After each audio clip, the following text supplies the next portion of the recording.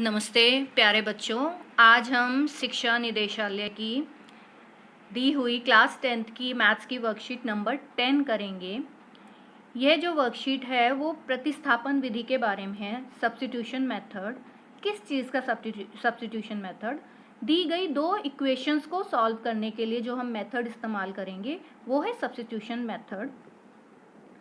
ये किस तरह की इक्वेशंस हैं? ये दोनों हैं linear equations with two variables. रैखिक समीकरण हैं जिनमें दो चर हैं।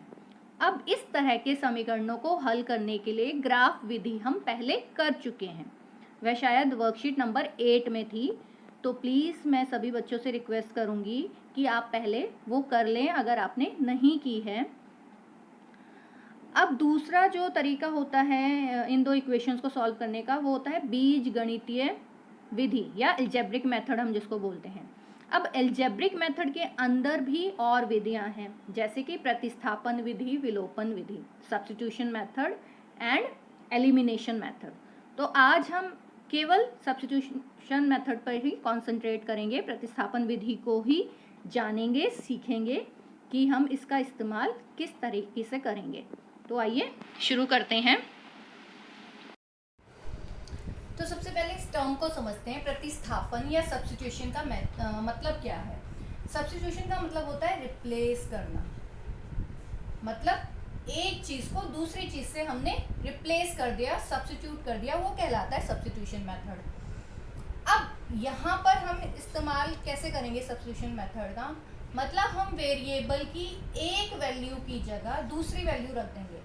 मतलब एक इक्वेशन में हम दूसरी इक्वेशन से ली गई वैल्यू को सब्स्टिट्यूट कर देंगे, प्रतिस्थापित कर देंगे। इसको समझते हैं एग्जाम्पल से।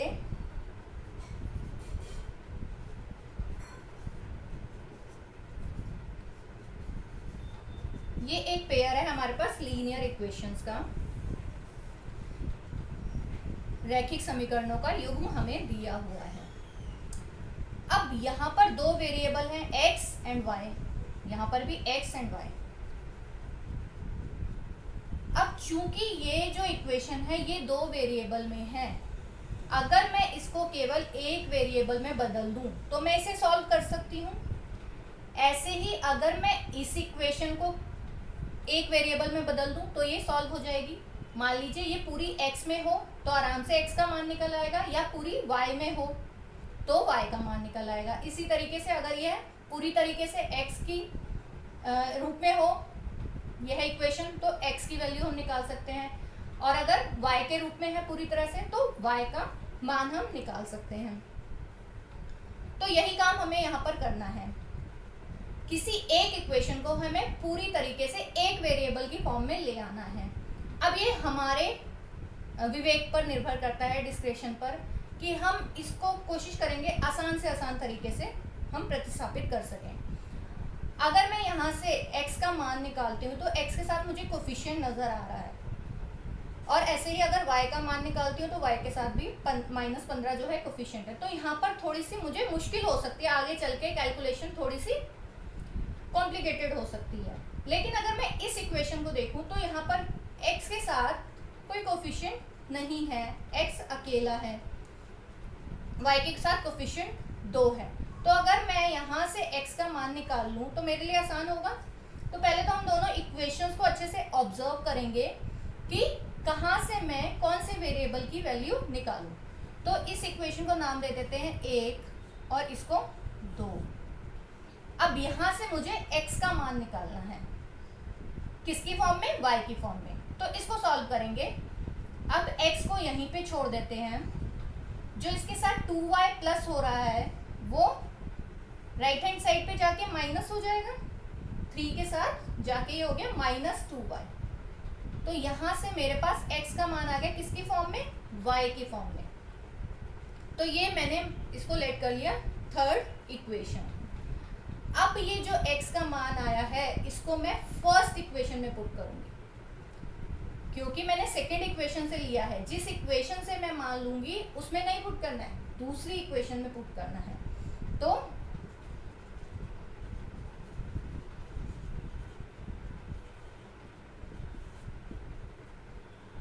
अब फर्स्ट में x की जगह क्या आ जाएगा, ये है पूरा x का मान आ जाएगा जो कि y के फॉर्म में है। इससे क्या हुआ, ये जो मेरी पहली इक्वेशन थी ये पूरी y की फॉर्म में आ गई। अब मैं इस इक्वेशन को y के मान के लिए सॉल्व कर सकती हूँ। तो ये इसको हम ब्रैकेट को ओपन करते हैं, 7 या 21, 7 दूनी 14 minus 15y minus 2, minus 14 minus 15y, दोनों जगह y है तो इन दोनों टर्म्स को हम ऐड कर सकते हैं। तो ये हो गया माइनस 29y 2। अब ये जो 21 यहाँ पर ऐड हो रहा है, जब हम इसकी साइड चेंज करेंगे तो ये क्या हो जाएगा, दूसरी साइड जाके ये घटा हो जाएगा। ये आ गया माइनस 19, 2 माइनस 21 कितना होता है, माइनस 19। तो यहाँ से मेरे पास y का मान आ गया माइनस 19 बटे में माइनस 29। तो माइनस से माइनस कट गया, y का मान आ गया 19 बटे 29। अभी केवल y का मान आया, x का मान निकालना रह गया है। तो इस y के मान को मैं इसमें पुट करूंगी, थर्ड इक्वेशन में।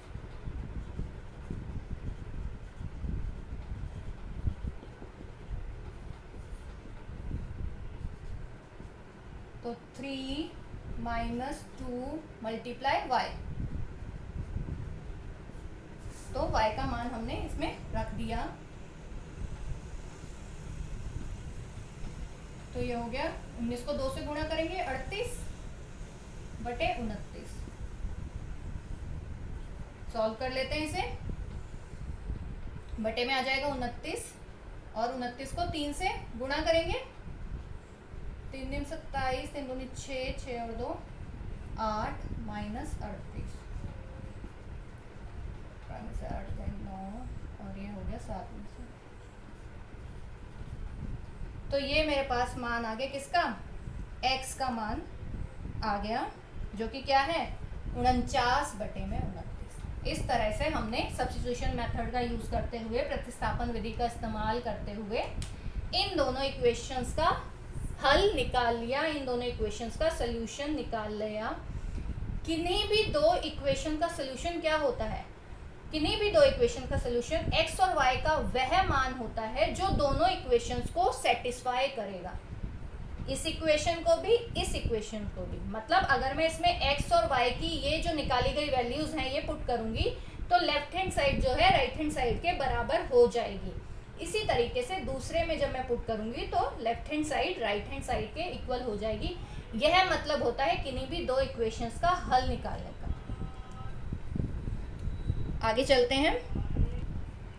अब जो आपकी वर्कशीट में सबसे लास्ट में टेबल बनी हुई है उसमें अनसॉल्व्ड 3 क्वेश्चंस दिए हुए हैं। उसमें ऊपर लिखा है कैन यू आंसर दीज, मतलब क्या आप इनका जवाब दे सकते हैं। इसमें पहला है dash and dash are algebraic method to find the solution of a pair of linear equation. तो कौन से दो एल्जेब्रिक मेथड का हमने पहले जिक्र किया सबसे पहले शुरुआत में ही, वो कौन से दो मेथड है, substitution method and elimination method. Hindi में इसको बोलेंगे प्रतिस्थापन विधि और विलोपन विधि। ऐसी दो बीज गणितीय विधियां हैं जिससे हम दी गई रैखिक इक्वेशंस, रैखिक समीकरणों के युग्म का हल निकाल सकते हैं। तो फर्स्ट में तो हमारा हो गया प्रतिस्थापन और विलोपन, substitution and elimination. Second question, what do we substitute in substitution method. प्रतिस्थापन विधि में हम क्या चीज प्रतिस्थापित करते हैं। अब देखिए इसको ध्यान से सुनिए। हम इसमें सब्स्टिट्यूट करते हैं एक इक्वेशन से ली गई वेरिएबल की वैल्यू को दूसरी इक्वेशन में। एक समीकरण से लिए गए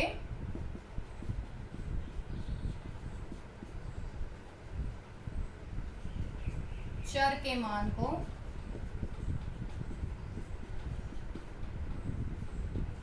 दूसरे समीकरण में हम प्रतिस्थापित करते हैं, जैसा कि अभी हमने किया भी इससे पहले वाले इक्वेशन के पेयर में।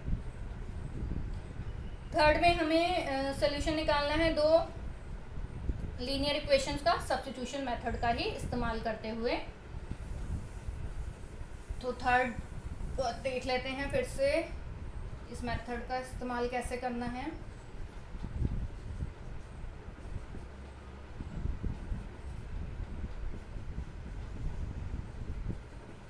ये दो समीकरण है हमारे पास। अभी इससे पहले जो हमने क्वेश्चन किया था उसमें हमने x की वैल्यू को सब्स्टिट्यूट किया था। अब अगर हम यहाँ पर देखें तो y यहाँ पर अकेला है, y के साथ कोई कोफिशिएंट नहीं है, मतलब 1 है कोफिशिएंट। तो हम यहाँ पर y की वैल्यू को सब्स्टिट्यूट करेंगे और कहाँ से निकालेंगे? इक्वेशन 1 से। तो सबसे पहले इसका इन दोनों का नाम रख देते हैं 1 और 2, इक्वेशन 1 और 2।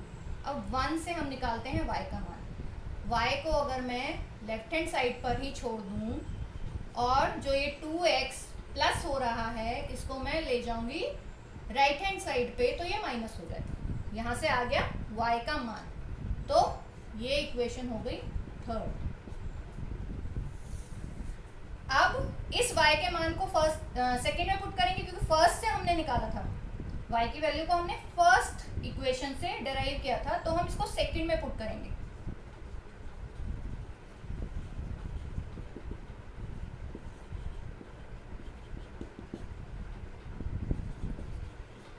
x 5y है, तो y की जगह ये हमारा एक्सप्रेशन आ जाएगा 21 minus 2x is equal to 49।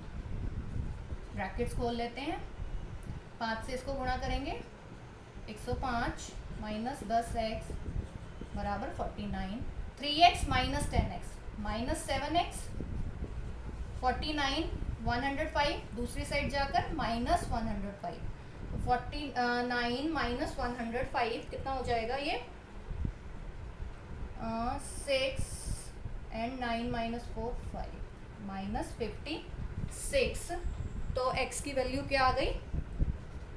Minus 56 upon minus 7, minus से माइनस कट गया और 7 8 56 होता है, तो x का मान आ गया 8। अब निकालना है हमें y का मान, तो x जो कि 8 आया है हम इक्वेशन थर्ड में पुट कर देंगे। ये है इक्वेशन 3। 21 माइनस 2x है, तो x की जगह क्या आ जाएगा? 8। तो 21 2 थे 16, 21 माइनस 16 y। तो ये आ गया सॉल्यूशन दोनों इक्वेशंस का। x 8 है, y 5। आई होप बच्चों आपको यह मेथड, सब्स्टिट्यूशन मेथड, प्रतिस्थापन विधि अच्छे से समझ में आ गई होगी। आप प्लीज़ और भी क्वेश्चंस इसके प्रैक्टिस कर लें। Thank you very much.